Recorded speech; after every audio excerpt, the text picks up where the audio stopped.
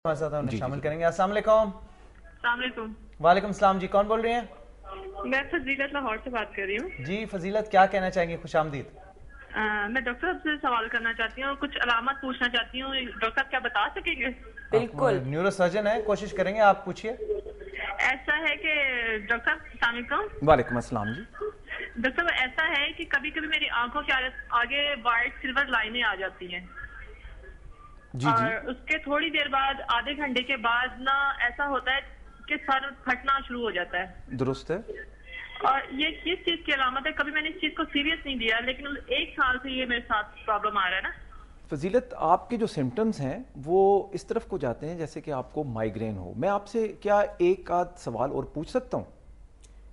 फजीलत आप ऑनलाइन है? फजीलत की लाइन ड्रॉप होगी। देखिए जी, आंखों के आगे ऐसे कुमकुमे से आ जाना, रोशनियों का चुन्हाना और फिर उसके साथ सर दर्द का शुरू होना, ये इस बात की गमाजी करता है कि ये ब्रेन ट्यूमर नहीं है, ये माइग्रेन है। गो के ब्रेन ट्यूमर में भी इस तरह की अलामात आ सकती हैं, लेकिन वेरी रेयर जी, अक्सर औकात ऐसे नहीं होता। और यही मैसेज मैं आपके इस सेगमेंट के थ्रू आज देना चाहता हूँ कि अक्सर सर दर्द वो खतरनाक नहीं होते, जानलेवा नहीं होते, बल्कि वो तकलीफ दे होते हैं और उनको ट्रीट किया जा सकता है। और most of them are either tension headaches और माइग्रेन हेडेक्स। अगले कॉलर की तरफ चलते हैं, वो भी कुछ पूछना चाह रहे हैं। अस्सलाम वालेकुम।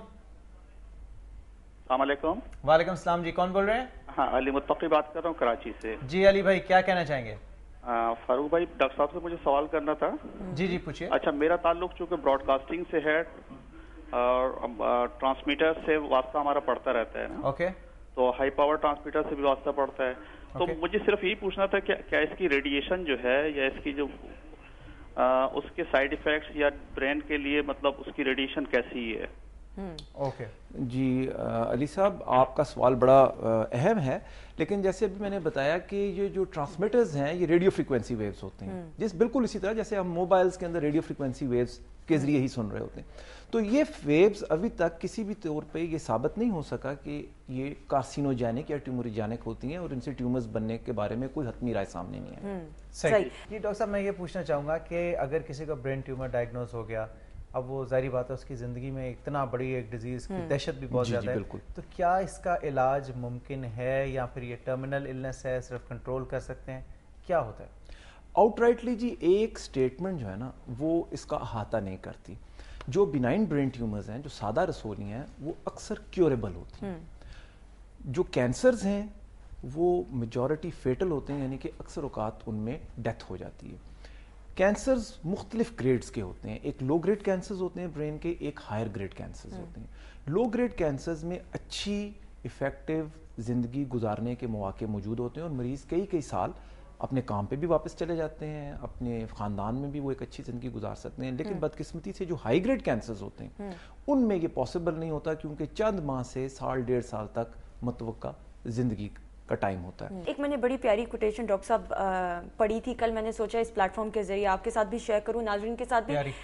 बड़ी खूबसूरत सी थी, विल पावर के हवाले से, कि जिन मरीजों को ठीक हो जाने का यकीन होता है वो ठीक हो जाते हैं, जिन मरीजों को सिर्फ थोड़ी सी उम्मीद हो वो कुछ बेहतर हो जाते हैं, और जिन मरीजों को शक होता है वो कभी जिंदगी में ठीक नहीं होता। आई एम श्योर डॉक्टर साहब is going to agree with me कि if there is a will then there's a way.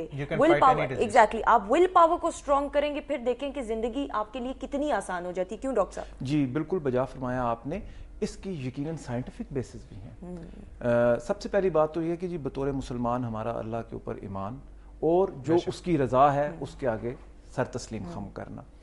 जब हम अपने अंदर इतनी खुद एतमादी पैदा कर लेते हैं कि यकीनन हम इस बीमारी से शिफायाब हो जाएंगे, अल्लाह हमें शिफा देगा, तो हमारे इम्यून सिस्टम्स जो डिफेंसिव मैकेनिज्म है, जो कुव्वत मुदाफ़ती कुव्वत के लिए जो हमारे अंदर के निज़ाम है वो एक्टिवेट हो जाते हैं और उनके अंदर से ऐसे सेल्स रिलीज होते हैं जो कि किलर सेल्स हैं for the tumours, for the disease. ये खाली ब्रेन ट्यूमर्स के हवाले से नहीं है, बाकी जितनी भी बीमारियां हैं उनमें अगर कुव्वत इरादी मजबूत हो, अल्लाह पर ईमान मजबूत हो, तो यकीनन उसके लिए साइंटिफिकली हम लड़ाई के लिए तैयार हो जाते हैं। बिल्कुल सही, बिल्कुल सही। Thank you so much doctor साहब।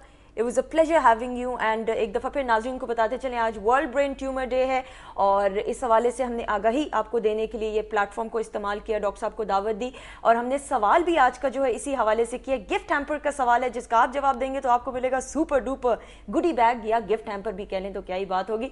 ब्रेक की तरफ बढ़े, ब्रेक के बाद मजीद बहुत सारी बातें। Stay tuned, keep watching Jago Duniya. Good morning to you.